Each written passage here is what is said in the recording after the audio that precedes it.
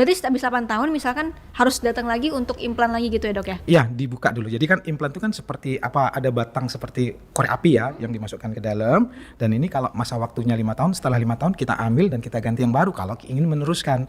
Gitu. Oke, kalau gangguan-gangguan hormon kan tadi hormonal ya. Berarti kan IUD juga termasuk hormonal? IUD itu ada 2 macam. IUD itu ada yang non hormonal, ada yang hormonal. Oh, beda-beda Gitu. juga. Beda. Gimana cara? Nah, oh ini menarik sekali Griti dan harus kita sampaikan. Iya. Karena banyak orang yang kewalahan ini dengan KB, dia pingin menjarakkan, tapi kadang takut gemuk, takut haidnya nggak teratur, takut macam-macam efek samping dari KB-nya gitu. Jadi ini mungkin kesempatan kita ya untuk memberikan edukasi.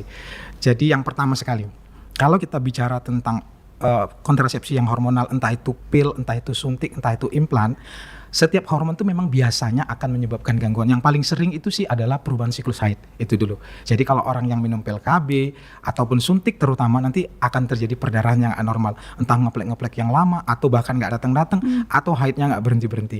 Nah itu yang pertama. Yang kedua bisa juga dia menyebabkan seperti retensi cairan sehingga orangnya lebih gampang gemuk. Pada hormonal itu begitu. Jadi itu yang kadang-kadang ditakutkan orang kan. Belum lagi perubahan hormon tuh kadang-kadang membuat si pasien itu agak lebih berjerawat dan yang lain efek-efek samping yang kurang disukai lah gitu. Cuman yang perlu diingat ya, kebanyakan efek-efek samping ini merupakan suatu adaptasi tubuh. Jadi tubuh itu sebenarnya membutuhkan waktu agar dia terbiasa dengan obat hormon yang baru masuk ini. Jadi jangan buru-buru langsung menyerah dan berhenti karena resiko hamil yang tidak diinginkan dan nggak disiapkan kan jauh lebih beresiko dibandingkan menanggungkan efek samping yang sementara ini gitu. Jadi yang perlu diingat itu yang pertama. Terus yang kedua, ya efek-efek samping ini sebenarnya bisa dibicarakan dan dikonsultasikan untuk diminimalkan gitu. Oke. Nah efek samping ini memang yang sering ditakutkan sama wanita-wanita nih dok. Betul ya. sekali. Tapi ternyata itu tuh sebenarnya secara ilmiahnya hanya sementara berarti. Banyak yang sementara. Jadi jangan buru-buru menyerah, lalu menganggap ini nggak cocok, kemudian nggak pakai KB.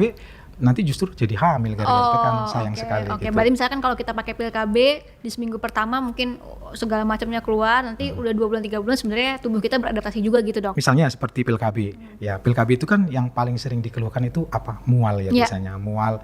Nah, ada caranya sebenarnya. Misalnya makan pilnya itu setelah makan atau makan pilnya itu bersamaan dengan makan, misalnya 2-3 suap makan kemudian dimakan pil KB-nya kemudian ditimpa dengan makanan. Jadi sebenarnya ada beberapa tips dan trik yang kalau misalnya KB yang kita pakai itu rasanya agak kurang cocok gitu menurut kita, ada beberapa hal yang mungkin bisa didiskusikan dengan dokternya ketimbang kita memutuskan berhenti lalu hamil, kan itu jauh lebih berisiko. Oke.